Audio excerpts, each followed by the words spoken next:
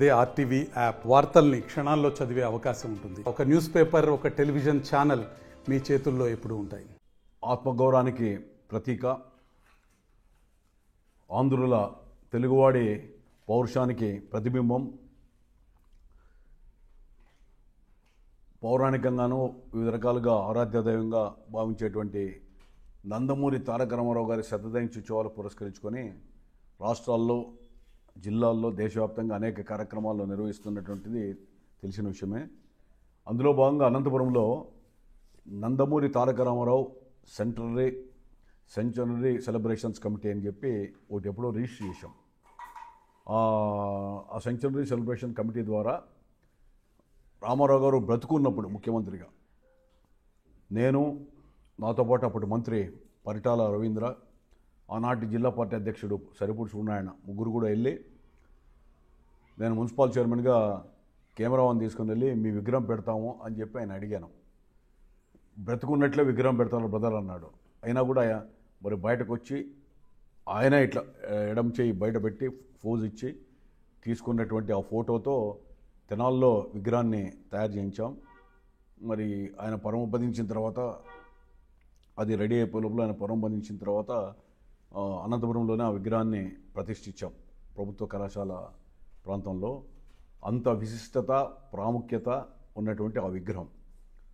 అందులో ఈ శతజయంత్యుత్సవాలు జరిగేటువంటి సందర్భంలో అనంతపురం జిల్లా నందమూరి తారక రామారావు శతజయంత్యుత్సవాల కమిటీ అనేటువంటిది కూడా వార్షిక ఉత్సవాలు చేయడానికి అనునిత్యం ఎన్టీఆర్ విగ్రహం దగ్గర బర్త్డేకిను, తర్వాత ఆయన పదమనిచ్చిన రోజు 2 రోజులు కార్యక్రమాలు నిర్వహిస్తూ ఉన్నాం. అందులో భాగంగా అక్టోబర్ 28వ తారీఖున, అంటే రేపటి నెల, శిల్పారామంలో పెద్ద ఎత్తున రాయలసీమ ప్రాంతం 4 జిల్లాలకు సంబంధించిన సినీ రంగానికి సంబంధించిన వ్యక్తులందరినీ ఆహ్వానించి, నందమూరి తారక రామారావు గారి కుటుంబ సభ్యులను కూడా ఆహ్వానించి, అదేవిధంగా వీలైతే ముఖ్యమంత్రి గారును లేదా నారా లోకేష్ బాబు గారిని కూడా ఆహ్వానించి పెద్ద ఎత్తున ఆ యొక్క కార్యక్రమాన్ని నిర్వహిస్తున్నాం. అందులో ఈ శతజయంత్యుత్సవాలు చేసేటువంటి రాష్ట్ర కమిటీ జనార్దన్ గారు మళ్ళీ మిగిలిన వాళ్ళని కూడా ఆహ్వానించడం జరిగింది. 28వ తారీఖున ఈ జిల్లాలో, ఈ రాయలసీమ ప్రాంతంలో ఎవరైతే సినిమా రంగంలో ఒక రైటర్గా, సింగర్గా, డైరెక్టర్గా, యాక్టర్గా వివిధ రకాలుగా సినీ రంగానికి సేవలు చేసిన వ్యక్తుల్ని ఆ రోజు ఆహ్వానించి ఈ యొక్క కమిటీ ద్వారా వాళ్ళకి సన్మానము, పురస్కారాలు ఇవ్వడం జరుగుతుంది. దీన్ని పెద్ద ఎత్తున ఈ కార్యక్రమాన్ని నిర్వహిస్తున్నాం.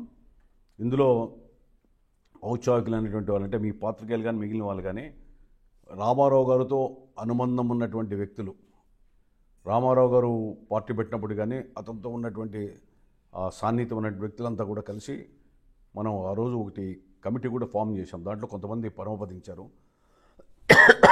ఆ యొక్క కమిటీని కూడా తిరిగి పునర్నియామకం చేయడం జరిగింది.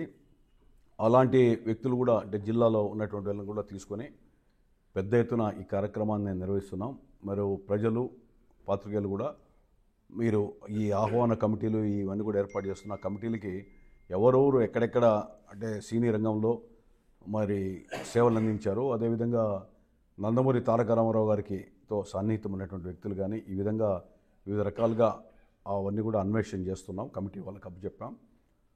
ఆ రోజు సాంస్కృతిక కార్యక్రమాలు, వివిధ రకాలు కూడా కార్యక్రమాలు నిర్వహిస్తున్నాం.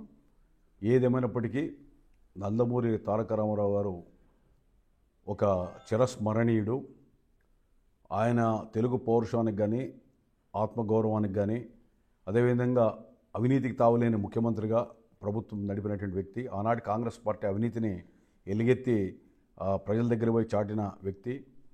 అంతేకాకుండా క్రమశిక్షణకు మారుపేరు, తెలుగుదేశం పార్టీగా వ్యవస్థాపకుడిగా ఆయన ఆశయాల్ని, ఆయనకు విధానాల్ని కొనసాగిస్తున్నటువంటి చంద్రబాబు నాయుడు నేతృత్వంలో పార్టీ కొనసాగుతుందంటే నందమూరి తారక రామారావు గారు ఆ రోజు ఇచ్చినటువంటి సందేశం, ఆయన ఇచ్చినటువంటి యొక్క వారసత్వంగా ఇచ్చినటువంటి ఆ యొక్క పార్టీ విధి విధానాలు, సిద్ధాంతాలే ఈరోజు రాష్ట్రంలో కొనసాగుతున్నాయి. అందులో భాగంగా పేదవాడి కోసం ఆయన తీసుకున్న అనేటువంటి నిర్ణయాలు, ఏ కమ్యూనిజమా సోషలిజమా అని చెప్పి ఆ రోజు ప్రతిపక్షాలు అడిగితే నాది మానవతావాదం అని చెప్పి చెప్పినటువంటి ఏకైక నాయకుడు, గొప్ప వ్యక్తి. మరి అలాంటి మహోన్నతునికి యొక్క ఆ సినీ రంగంలో ఆయన అందించినటువంటి వేసినటువంటి పాత్రలతో పాటు సామాజిక హితం కోసం ఆయన చేసినటువంటి అనేక కార్యక్రమాలని మనం స్ఫూర్తిదాయకంగా తీసుకుంటున్నాం. అది చరిత చరణం చేసుకోవాల్సిన బాధ్యత కూడా మనందరి మీద ఉంది. కాబట్టి ఆయనతో కూడా ఆఖరి వరకు నాకున్నటువంటి సాన్నిహిత్యం మూలాన ఈ కార్యక్రమాన్ని దిగ్విజయంగా నెరవేర్చాలని చెప్పి ఒక ప్రణాళికబద్ధంగా రూపకల్పన చేశాం. దీంట్లో మరి ధర్మవరం, హిందూపురం, అదేవిధంగా వివిధ ప్రాంతాల్లో కళ్యాణదుర్గం కానీ సింగనమల లాంటి ఆ రోజు సాన్నిధ్యం ఉన్న వ్యక్తులతో కూడా కమిటీ మరి పునర్నియామకం కూడా చేశాం. కొంతమంది ఇట్లా చనిపోయినారు ఉన్నటువంటి వాళ్ళు కూడా. రేపో ఎల్లుండో మళ్ళీ కమిటీ సమావేశమై ఆహ్వాన కమిటీలు వేసి బాధ్యతలు తీసుకొని ఈ కార్యక్రమాల పట్ల పెద్ద ఎత్తున మనం ఈ కార్యక్రమం నిర్వహిస్తున్నాం. దీన్ని మనం పాత్రికేయులు కానీ ఇతరత్ర రామారావు గారి మీద అభిమానం ఉన్న వ్యక్తులు కానీ లేదా రామారావు గారు సమకాలికులైనా సరే లేదా ఆయన అభిమాన సంఘాల్లో ఉన్నటువంటి ఒకప్పటి అంటే ఇప్పటికి ఉద్ధతరమైంటుంది అయినా వాళ్ళైనా లేదా రాజకీయంగా తనతో సాన్నిధ్యం ఉన్న వ్యక్తులకి అందరూ కూడా మనవి చేస్తున్నాం. ఆ రోజు పార్టిసిపేట్ చేయండి. తర్వాత ఈ సినీ రంగంలో వివిధ రకాలుగా సేవలు అందించినటువంటి వ్యక్తుల యొక్క పేర్లని అదేవిధంగా వాళ్ళ యొక్క వివరాలను కూడా సేకరించి అందజేయవలసిందిగా కమిటీకి మీ ద్వారా వాళ్ళని అభ్యర్థిస్తున్నాను.